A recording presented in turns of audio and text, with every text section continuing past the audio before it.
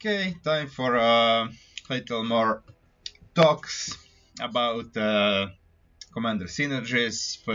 First video I did the first six. And now there will be from 7 to 12, and next time I'll finish with the last six commanders. So last time I did Raynor, Kerrigan, Artanis, Swan, Zagara, and Vorazun, and now we have Karax. So Karax, of course, gives pretty much value to allies because of the chrono. Of course, chrono boost, regular chrono boost, as every Protoss commander except Zeratul has, and chrono wave, which is constant, and 15% increase in production speed, and also chrono boost, the chrono field. Did I say wave? Sorry if I said wave. Chrono field. That's 15% constantly present, and chrono wave. That's you have every 5 minutes. Actually, I forgot. Chrono. Let me check. Sorry.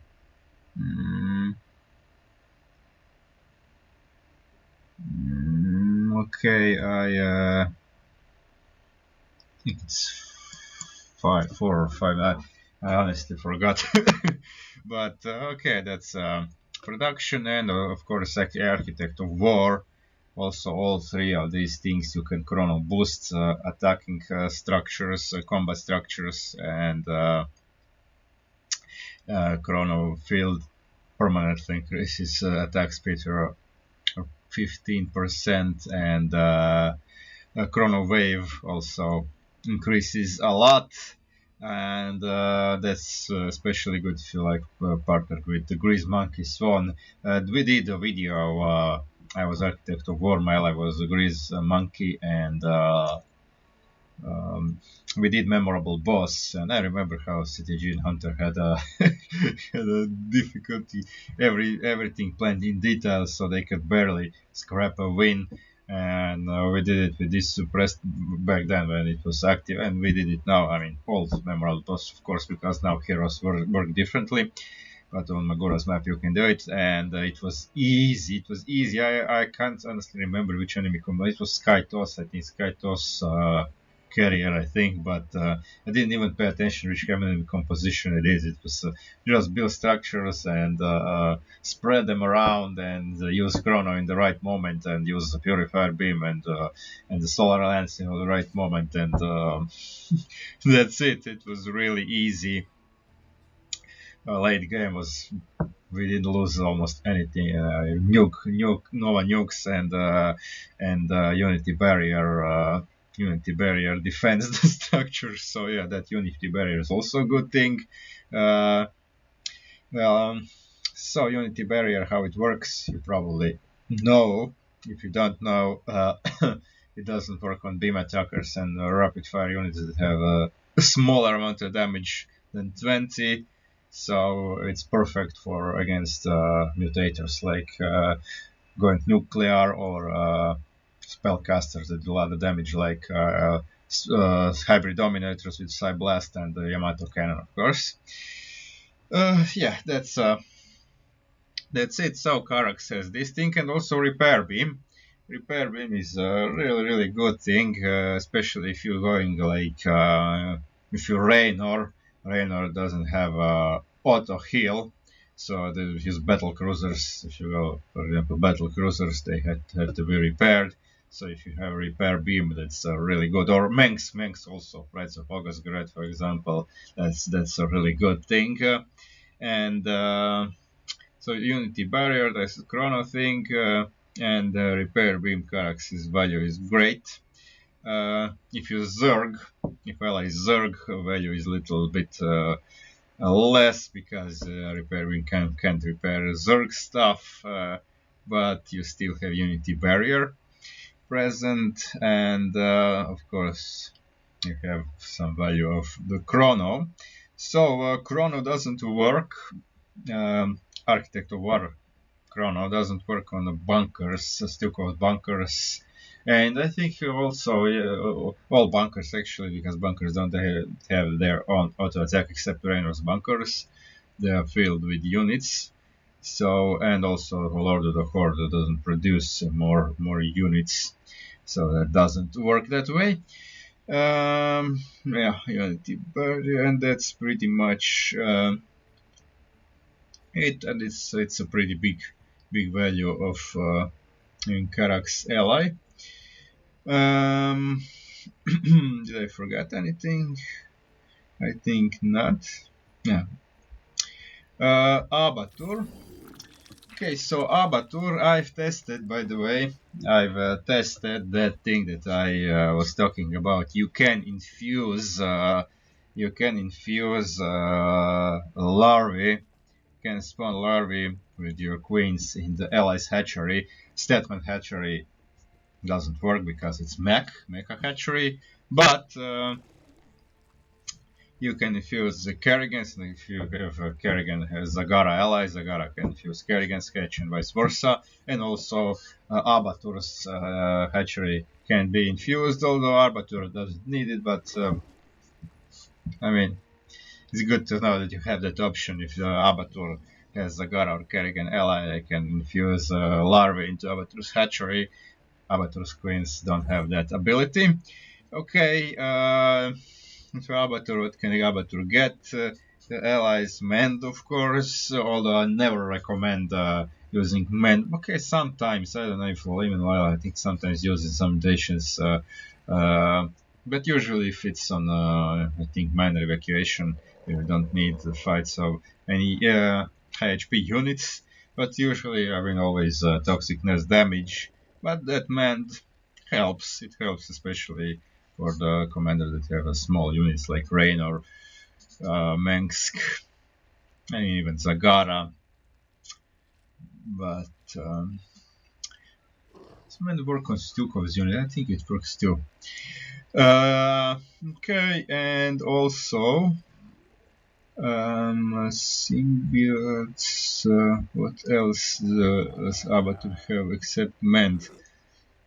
Yes, queens, of course. The Abatur's queens can heal everything. So he heal mech units with an upgrade, and so that upgrade actually is kind of one of the rare upgrades in the game that doesn't affect actually the commander itself. I mean that part that it increases healing rate by 10 HP. That part does, but the thing that that ability that can heal mech units. I mean Abatur has no mech units, but it's good for allies. So yeah, queens can heal allied units, and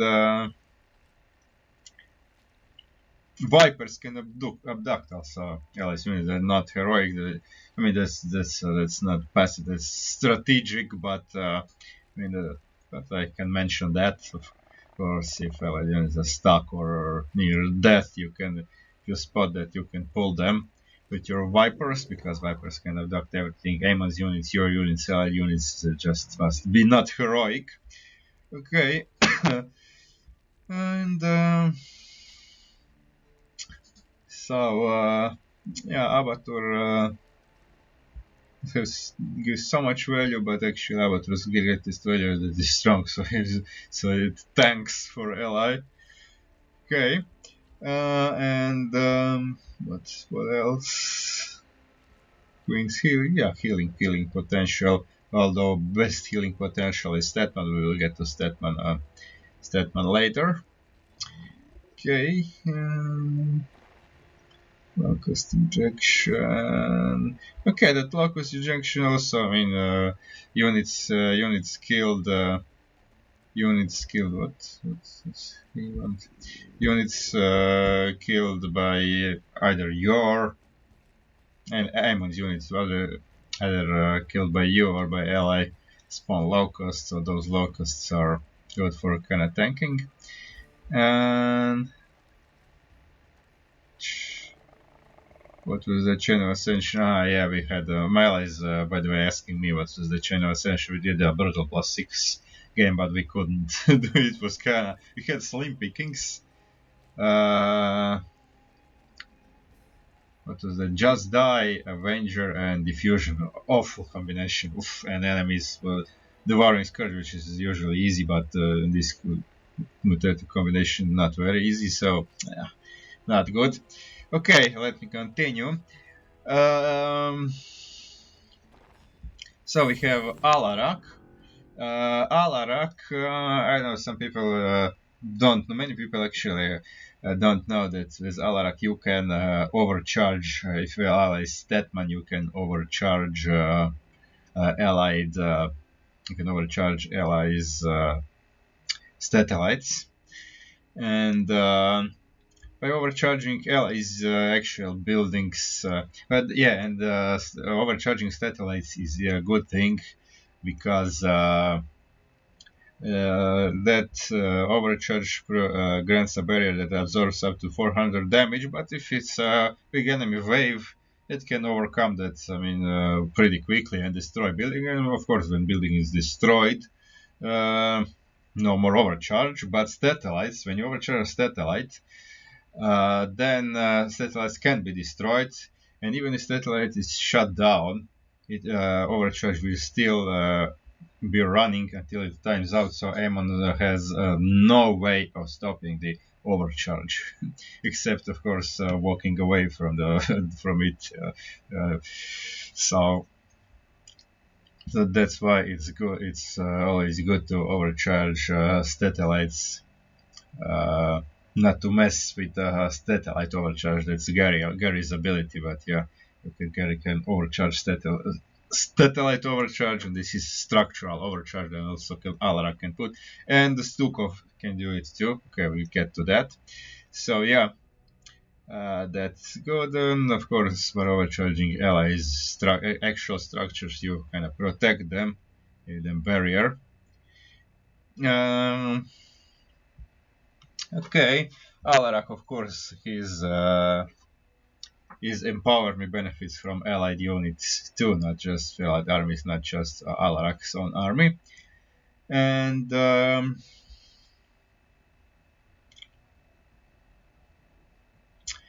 squad site, I actually didn't play Alarak much, but that squad site needs also benefits allied units to have more range.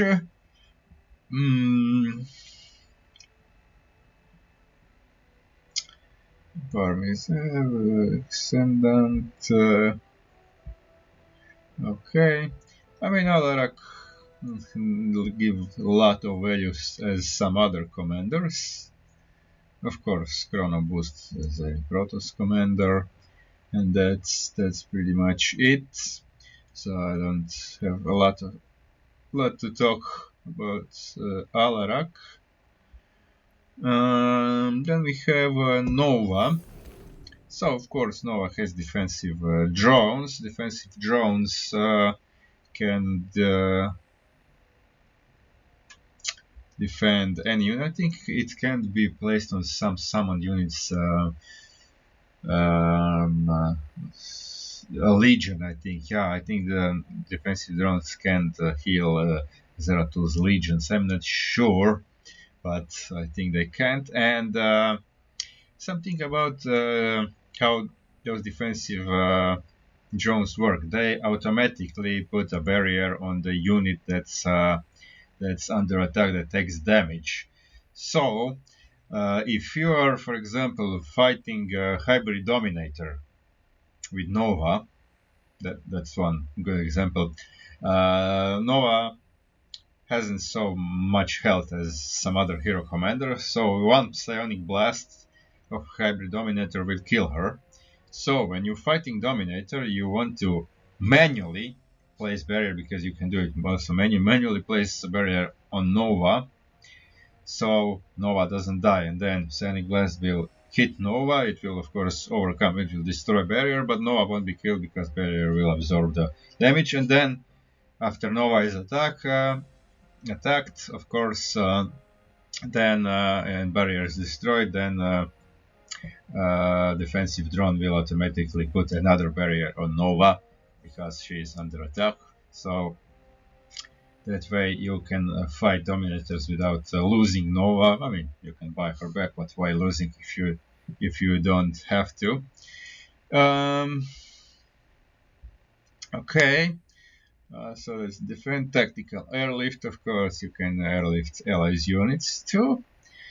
And funneries. What else can Noah give to allies? I can't remember other. Yeah, healing, of course. Ravens healing that can heal allies units, and that's pretty much it. Okay, so we have Stukov. Stukov, of course, is a passive creep spreader, and I already said it. I was talking about Kerrigan. How is sometimes when you have like mutators like going nuclear, then passive creep spread is really good for like Kerrigan or Zagara, because they cannot spread creep. Creep tumors get destroyed by the mutators or blizzards too. We have blizzard mutator too. Okay, so here we have that structure infestation that also protects structures and also can be put on the allied on the satellites for allied statmen. But for signal savant, then the satellites indestructible. They have that attribute. I think also my boss attribute. So you can't, Alara can't overcharge them, and Stuka also can't put can't infest them. Okay. Yeah, one other thing is that I think not many people use this, and that are ocular symbiotes by the Queens. So those are really good tools because they cost only 25 of Queen's energy, and they increase vision range by 5. I think, yeah, by 5, and they also make the targeted unit detector. That was a really good melee, and I did that on that mutation. That was polarity and minesweeper, so pretty nasty mutation on missed opportunity that we have a few weeks ago. And in that kind of situation, Diamondbacks are really good. But Diamondbacks are also fast. So if you use overseers, they tend to stay behind, and then you run into mines. And if Diamondbacks themselves become detectors with increased vision range, then you can destroy mines really easy without running into them, and they're still cloaked. So that's it. And also, World Queen can put Ocular Symbiote onto herself, so that's kind of pretty cool. And I think everything can be Ocular Symbiote. Any units, heroic and non-heroic units, hero commanders also can be targeted by Ocular Symbiote. So this is pretty good. So if you go mech with Stukov, it's better to add 1 or 2 queens than I mean, even 1 is probably enough. So you can use this as a detection method. It's pretty cool stuff. And okay, what else do we have?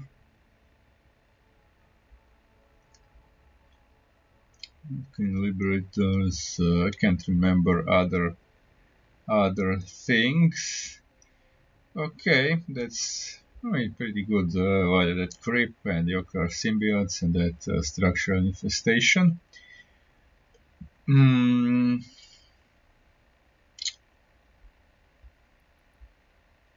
Okay, then we have Phoenix. Okay, Phoenix is my least known commander. I played the least. Phoenix is my kind of worst.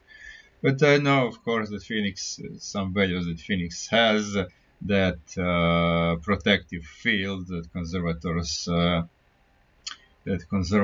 have is pretty good, reducing all incoming damage by 35%, which is pretty big percentage. And oh yeah, for Carax, I forgot the Energizers. Yeah, Energizers also are good because they increase movement speed by 50% and attack speed by 25. So they are also, they can also charge enemy buildings and units. So yeah, and I was talking about Carax. I forgot about the Energizers. I knew I forgot something, but I couldn't remember what I forgot. Okay, so that's. That that field. Of course, both Carax's energizers and Phoenix's conservators can be used as a pylon, so that's also can be helpful to allies if allies Protoss, for example, or Tanis.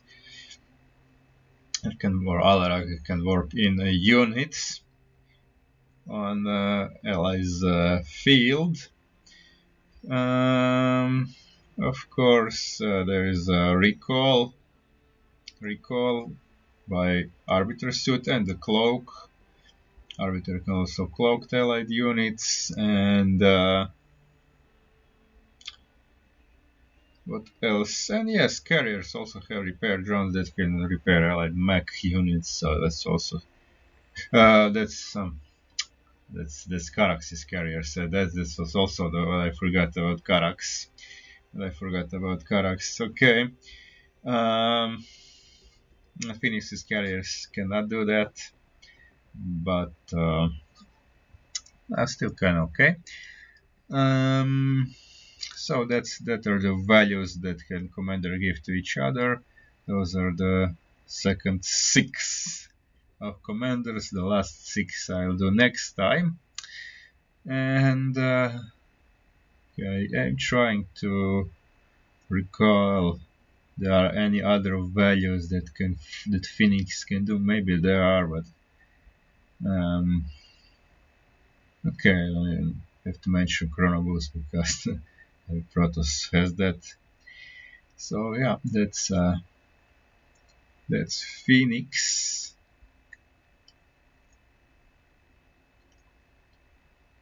Disruptor. I rarely use disruptors. I mean, I actually never use disruptors. That's in versus disruptor is a good unit here.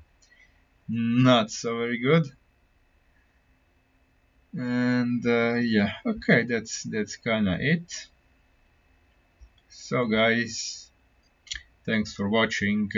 This video will be out on Friday, but usually Friday I do mutation for the next week, like Friday, Saturday, Sunday. But as next week we'll have a Wheel of Misfortune on Oblivion Express. It's really pointless to do any videos because you can get anything. So maybe I do one video in front. I definitely will do video when it comes live, but maybe I do one or none videos up front. Okay, that's it.